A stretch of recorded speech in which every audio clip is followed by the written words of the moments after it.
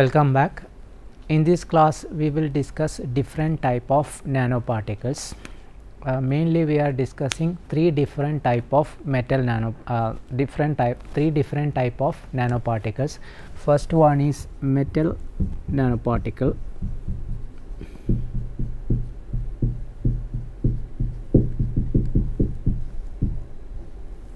Second one, self-assembled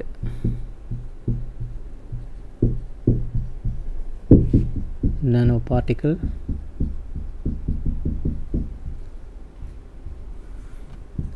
And third one is mesoporous nanoparticle. Mesoporous nanoparticle.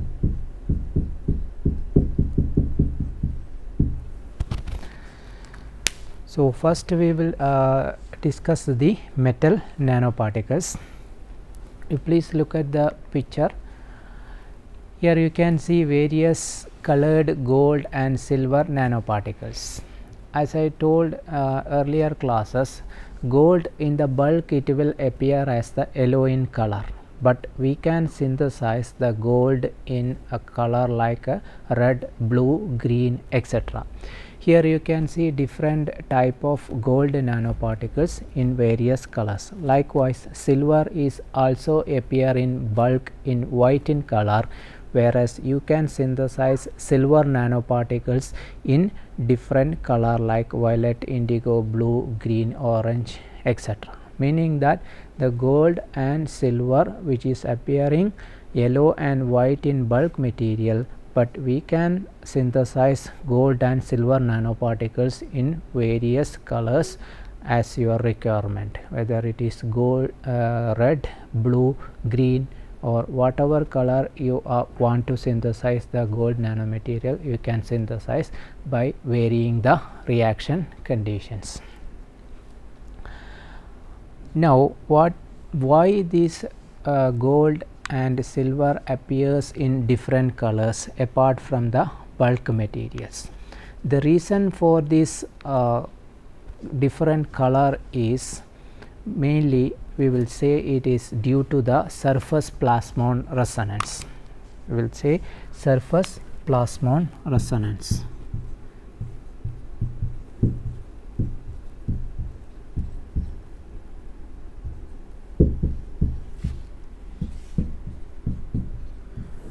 What is meant by surface plasmon resonance? Surface plasmon resonance is the collective oscillation of electron at the metal dielectric interfaces. This collective oscillation arises when the metal nanoparticles is much smaller than wavelength of light. Then you may ask why the bulk material doesn't have this type of surface plasmon resonance, or otherwise why bulk material appears only in one color. For example, in gold it will appear as the yellow, because in bulk material the surface plasmons are there, but they are traveling waves and it is characterized by a linear momentum.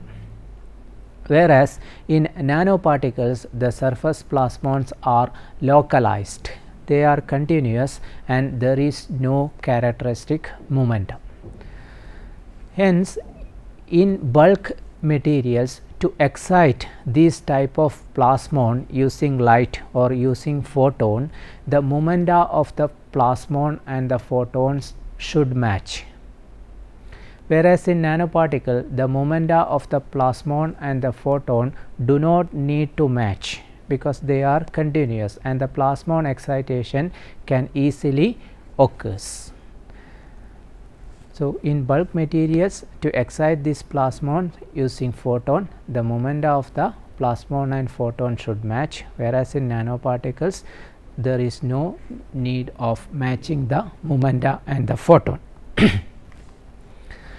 In bulk material, the matching of the momenta and momenta of plasmon and the photon is possible only for very few specific geometries, because it is rarely matching the momenta of the plasmon and the photon in bulk material, whereas in nanomaterials there is no momenta is required, it is a continuous wave, it is a localized wave, hence the momenta of the plasmon and the photon do not match, so it is always appearing as a collective oscillation of the electrons. Hence the contribution of the hence this will contribute towards the optical properties of the nanoparticle depending upon the size of the particles you are preparing. Here you can see in the picture the collective oscillation, how the nanoparticles are collectively oscillating or the electrons are oscillating. In this picture the electric field is applied, you can see the metal spheres are appearing as a collective oscillation. So, the peak intensity of the surface plasmon absorption for gold and silver occurs in the optical region of the visible spectrum. Hence, these metallic nanoparticles are very much appearing as in different colors depending upon the size.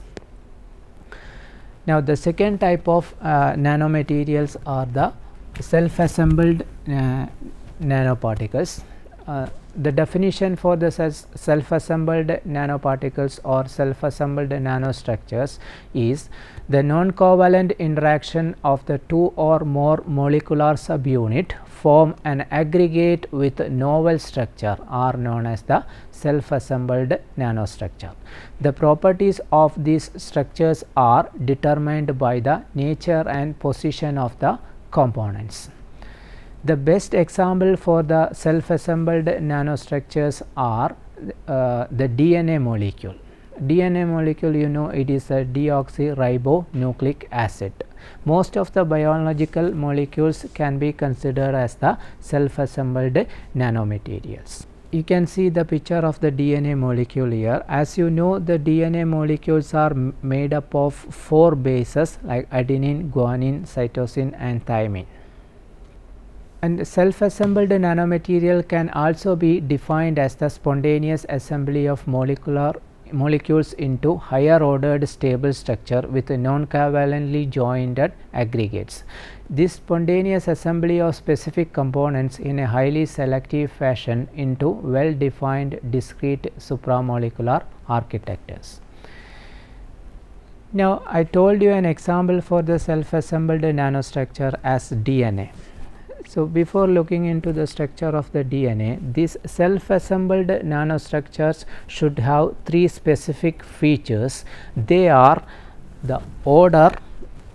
There will be 3 different features for the self-assembled nanostructures. The first one is order, second one interactions, third one building block.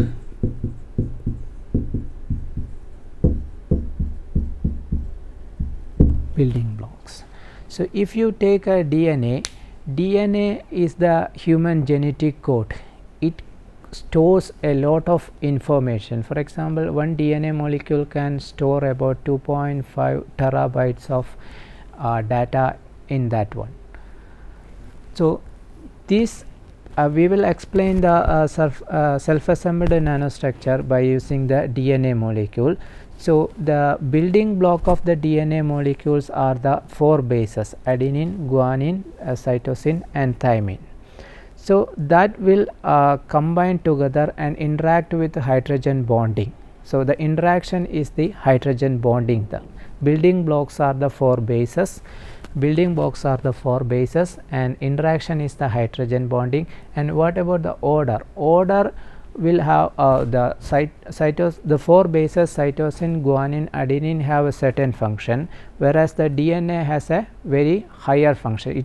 It stores large quantity of data, whereas this adenine, guanine, cytosine cannot store large number of data. So, the order of function is different for the building block as well as the final molecule, or you can say the shape of the building blocks will be different from the final self-assembled nanostructures. So, we will look at the definition for the order, interaction and building block.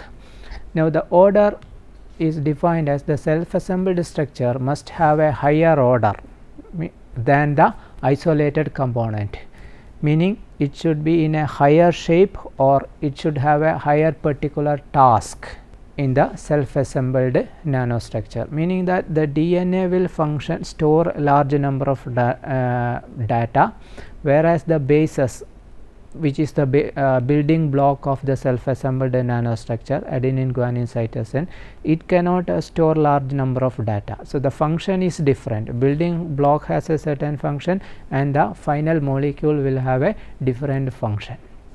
So, actually the order means the self-assembled structure must have a higher order than the isolated component, be in its shape or in function or a task. An interaction in normal materials, you can or in a organic compound, the interaction we will say it as covalent, ionic or metallic. They are strong interaction, whereas in self-assembled nanostructure only the weak interactions are existing. For example, hydrogen bonding existing in the DNA molecules. So, if there is no hydrogen bonding between the adenine and thymine or guanine and cytosine, the DNA molecule has not any exist. So, that particular hydrogen bonding give the structure for the DNA molecule that can store a large number of data, or it can function as the genetic code. So, this weak interaction like hydrogen bonding are much important in the self-assembled nanostructure. They play a very important role in the function of that self-assembled nanostructures. So, mainly there are van der Waals and hydrogen bond interaction is present in the self-assembled nanostructures. Finally, the building blocks. Building blocks are not only the atoms and molecules, and it may be a wide range of nano or mesoscopic structures with a different chemical composition, shapes and functions. These nanoscale building blocks can be synthesized through conventional chemical route, etc. As I told earlier, when we consider the final structure, final self-assembled structure as DNA, the building blocks will be the adenine, guanine, cytosine, thymine, etc. So, the building block will have a different order and the final DNA will also have a different order as well as different functions. So, these are the three main important components of a self-assembled nanostructures: the order, the interaction and finally the building blocks. And now we will classify the self-assembled nanostructures. There are 4 different type of self-assembly. The first one is the static self-assembly, second one is dynamic self-assembly, third one is templated self-assembly and finally you have the biological self-assembly. Now, what is meant by the static self-assembly? As the term indicates, it is static. So, static self-assembly occurs when the system is at a global or local equilibrium. Mainly it exists in the liquid crystals. So, the second self-assembly is the dynamic self-assembly, which occurs when the system is dissipating energy such as in an oscillating chemical reaction. It will be always dynamic, whereas static self-assembly it will be static. Third one is the templated self-assembly. This templated self-assembly occurs when the systems are organized based on the interaction, as I told earlier, like hydrogen bonding between the components and the regular features in the environment. I told you an example, DNA. The DNA have its own existence because of the hydrogen bonding between the adenine and thymine, cytosine and guanine. So, without that weak interactions it cannot function. Another example in the quantum dot self assembly that occurs during for small reaction vessel synthesis is an example for the templated self assembly.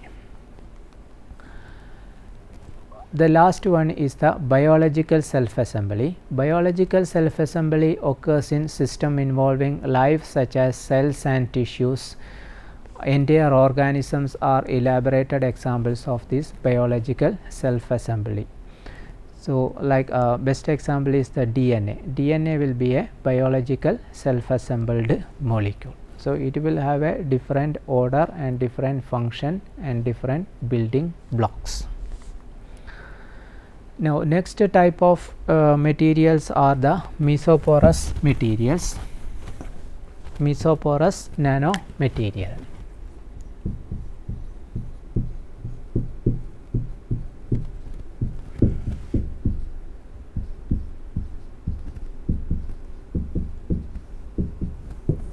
Mesoporous nanomaterials. So, mesoporous nanomaterials are those materials having an ordered pore structure in the range of 2 to 50 nanometer. So, this will have a 2 to 50 nanometer pore size. So, below 2 nanometer, it is known as microporous. Below 2 nanometer it is microporous, and above 50 nanometer it is macroporous. So, mesoporous nanomaterials are those materials having an ordered pore structure in the range of 2 to 50 nanometer. Mesoporous materials are well known in the heterogeneous catalysis because of their ability to tune their pore size from 2 nanometer to 50 nanometer. And in this picture you can see a hexagonal mesoporous structure. So, the picture shows the hexagonal mesoporous. Inside that you can see small pores. That pores can also be functionalized by using certain chemicals like a thiol group, etc. So, this picture shows the shape of a hexagonal mesoporous structure which can be used for certain application like catalysis, etc. And now how we will synthesize the mesoporous nanomaterials. The synthesis of mesoporous nanomaterials mainly involve two steps. The first step is self assembly of the surfactant molecule and block copolymers. That too will self organize into supramolecular structures which will be in the liquid crystalline assembly of cylindrical, spherical and lamellar micelles. So, in the first step, the surfactant molecule can be defined as a structure directing molecule because we need the mesoporous in a particular shape. Earlier in the slide I showed you it is a hexagonal mesoporous. So, we have to give the shape for that mesoporous material. So, for that we will use the surfactant molecule. So, surfactant molecule can be defined as a structure directing molecule. So, this surfactant molecule and the block copolymer will self organized into supramolecular architectures, supramolecular structures. That is the first step. Now, after this growth of these self assembled structures, the original mesoporous material will grow inside. For example, if you want to grow the silica and titania as a hexagonal mesoporous, first we will take the template and the block copolymer that will grow as a supramolecular framework. Then on that supramolecular framework, the silica and alumina will give rise to the mesostructured nanomaterials. So, these are the two steps involved. The first one is the self assembly of surfactant and block copolymer, and that supramolecular framework formed by the surfactant plus the block copolymer serve as the structure directing agent for the growth of mesostructured inorganic material. We can now study the synthesis of a mesoporous silica compound. The starting material required for the synthesis of mesoporous silica are: we require silicon alkoxide, then we require the surfactant and the block copolymer. The surfactant and block copolymer are the same in every synthesis, only the starting material will be different. For example, if you want to synthesize mesoporous silica, you have to take the silicon alkoxide. If you want to synthesize mesoporous titania, you have to take the titanium alkoxide. So, the starting material for the mesoporous silica are silicon alkoxide, surfactant and block copolymer. And now this surfactant molecule, which is mainly the quaternary ammonium salt, the surfactant molecule plus the block copolymer should self organize first to give a supramolecular structure which will give the hexagonal pores. On that hexagonal pores, the mesoporous silica will grow. Now, this mesoporous silica form at the surface of the hexagonal rods assembling around the supramolecular structures. Now, after the growth of the hexagonal mesoporous silica, you have to remove that block copolymer as well as the surfactant molecule.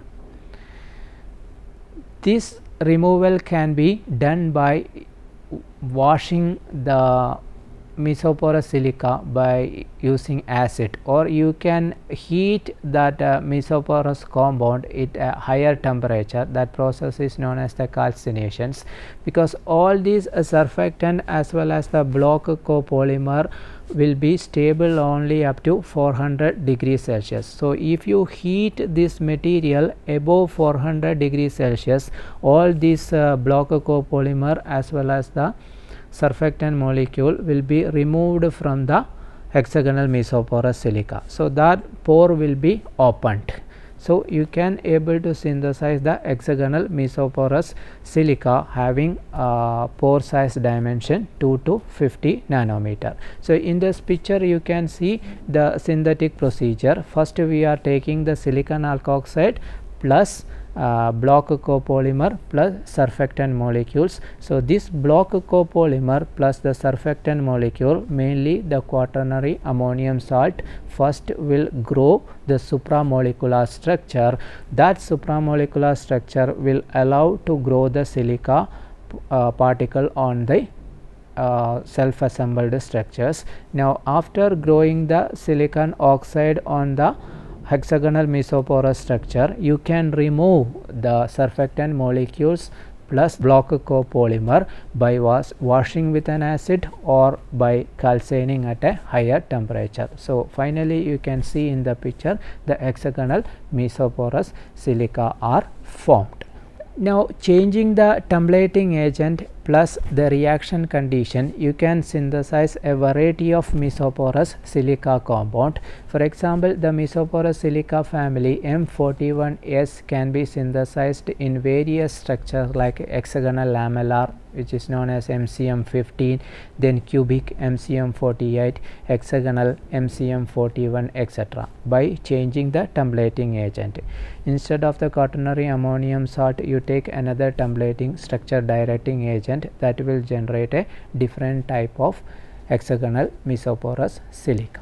And also the reaction condition, if you play with the reaction condition, you can able to synthesize different type of mesoporous silica family. Now, there are three different ordered mesoporous nanomaterials are there. You can see in the picture there will be lamellar mesoporous structures, there will be cubic mesoporous structure, there will be hexagonal mesoporous structure. Now, what are the application of these mesoporous nanomaterials? there are three main applications. The first one is mesoporous nanomaterials are often routes to functionalize pores to increase the catalytic activity and selectivity, because catalytic selectivity is more important. Suppose you wanted to separate one product from the other, you require a particular pore size, then only you can separate the compound from one another, otherwise all these compounds will come out. So if you have a specific pore size, then you can able to take that particular organic compound from that pore by using the required pore size. So mainly these mesoporous nanomaterials are often used to functionalized pores to increase the catalytic activity and the selectivity. Second application, these mesoporous nanomaterials are used as the host material for the inclusion of numerous guests such as enzymes. When the enzymes are incorporated in these mesoporous materials, it can be known as the enzyme immobilization. So the enzyme is immobilized on the mesoporous silica. So whenever you require the enzyme out, you can drive that enzyme from the mesoporous silica, because enzymes are very sensitive towards the temperature and other attacking agents. So we have to protect the enzyme, it is very sensitive. So by using this mesoporous silica, we can immobilize the enzyme within the mesoporous silica. So whenever required, you can take it. And also it is used to put the guest molecules such as organometallic complex, polymers, transition metal complex, and macromolecules and optical laser dyes. So that is the second application, used as a host material for the inclusion of numerous guests such as enzyme, organometallic complex, polymers, transition metal complex, macromolecules, and optical laser dyes. Third application is this type of mesoporous silica or mesoporous titania are used as the host to grow nanowires of various other oxide materials, because these inorganic oxides are high temperature stable materials. So suppose you wanted to synthesize a mesoporous carbon. Mesoporous carbons are stable above 1000 degrees Celsius. So this mesoporous silica, which is stable around 800 degrees Celsius, can be used as a template, structure directing agent, to synthesize the mesoporous carbon. So the third application, the silica nano mesoporous silica nano material can be used as a host to grow nanowires of various other oxide materials such as mesoporous carbon.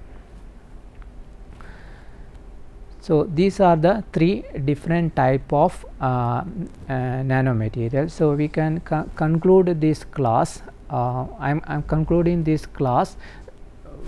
We already I already discussed three different type of nanomaterials: metal nanoparticles, then the self-assembled nanoparticles, and third one is the mesoporous nanoparticles. So in metal nanoparticle, we discussed why they are appears in different colors.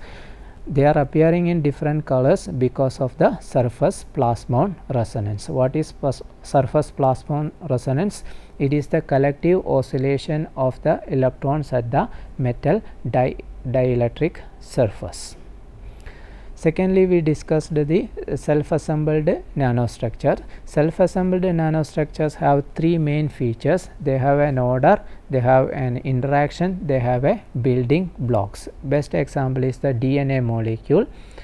DNA molecule is formed from 4 different bases, so they have a higher order compared. The building blocks is the 4 bases, and the final molecule will be a DNA. So the function of the DNA is it acts as a genetic code, whereas the function of the building blocks like adenine, guanine, etc. are different from the DNA.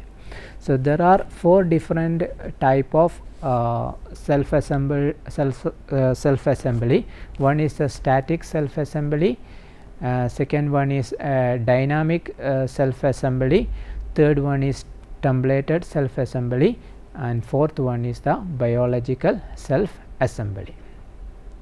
And the third type of nanomaterials are the mesoporous nanomaterials. So mesoporous nanomaterials are those materials having an ordered pore structure in the range of 2 to 50 nanometer. So below 2 nanometer it is known as the microporous, above 50 nanometer it is known as the macroporous nanomaterials. These mesoporous nanomaterials are well used in the heterogeneous catalysis. And the synthesis of mesoporous nanomaterial involves 2 steps. First is the self assembly of surfactant molecule and block copolymer. So that will give us a structure directing agent. On this self assembled structure, the required mesoporous silica or mesoporous titania will grow.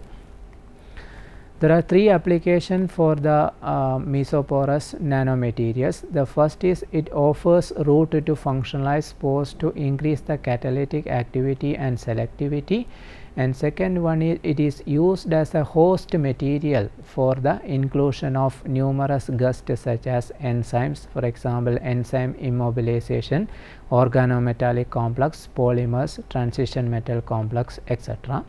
And final application is this type of mesoporous material, silica or titania, can be used as a host to grow the nanowires of various other oxide materials. They are high temperature stable materials. Thank you for listening this class.